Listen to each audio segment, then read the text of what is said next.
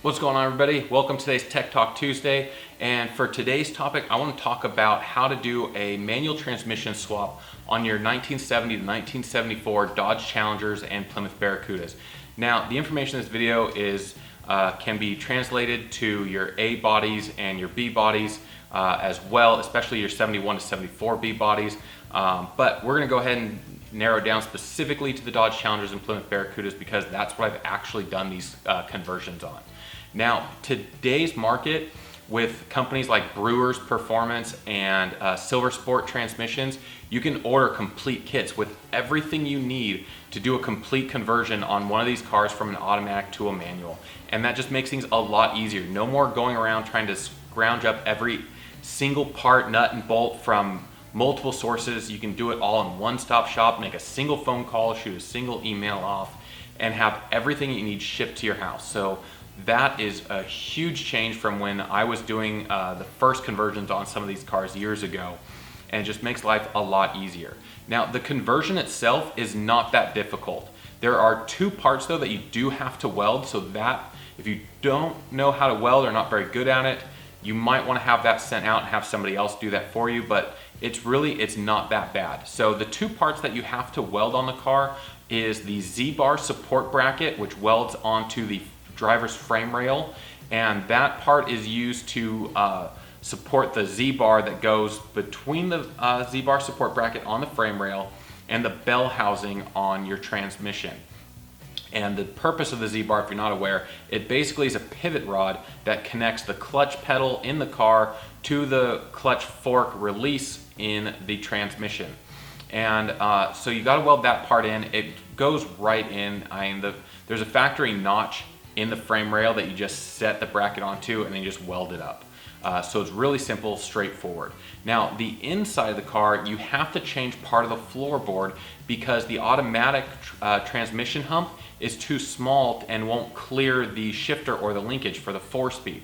So what you do is that you buy the reproduction floorboard, you put it in on top of the automatic one, and you just trace it out, and then you pull the hump back off, and then you follow that trace mark, and then you move inboard of that trace about 1 inch all the way around, and then you cut that out.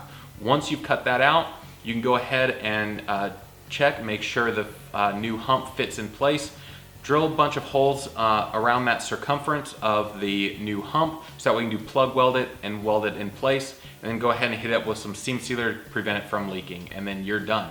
So it's super easy, super straightforward. And when I did the conversion on my Challenger to get the automatic out and put the 4-speed in, we did it in like a day and a half. And it was me and my friend of mine, we just went in and knocked it out. Super easy. It really is not that bad as long as you have all the parts, which now you can just order complete kits, whether you want to do a factory 4-speed swap, you call Brewers, or if you want to do a 5-speed or a 6-speed overdrive swap, you call up a company like Silver Sport Transmissions and they go ahead and send you a complete kit, everything you need all ready to go. Now, I believe, I have to confirm this, but I believe with the Silver Sport transmissions using the 5-speed or the 6-speed, they use a hydraulic clutch release. And so with those systems, you don't have to weld the bracket on the frame rail because you don't have the Z-bar or anything to deal with. It's all hydraulic. And then so that way you can avoid any welding if you if you don't have the welding skills. So all you would have to do, you could do like panel bonding to bond in the 4-speed hump if you don't want to do the welding, and that way you can just do a complete conversion, pretty much bolt in. And of course those kits tend to be a little more expensive because you've got the more modern technology with the overdrive transmission as well as with the hydraulic clutch system, but it is bolt in.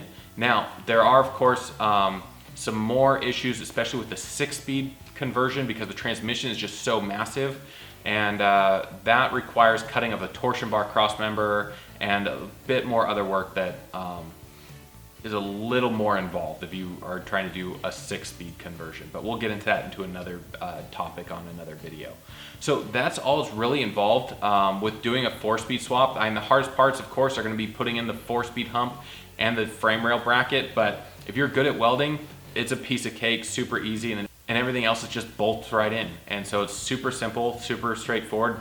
Do it with a friend in a couple of days tops and have a good time, and then start enjoying rowing those gears. So I hope you found this information useful and helpful. If you have any other questions on getting the 4-speed swap done, go ahead and put those in the comment section below. I read all the comments, and I would be glad to answer any questions you have about doing the conversion. And as always, if you liked today's video, go ahead and smash that like button, give us a thumbs up, so that way it helps us out with the YouTube algorithm. And as always, if you want to be kept up to date with all of my other uploads in the future, don't forget to smash that subscribe button down below and ring the notification bell as well, so that way YouTube will notify you of all of my uploads in the future. And as always, guys, I will see you guys at the next video.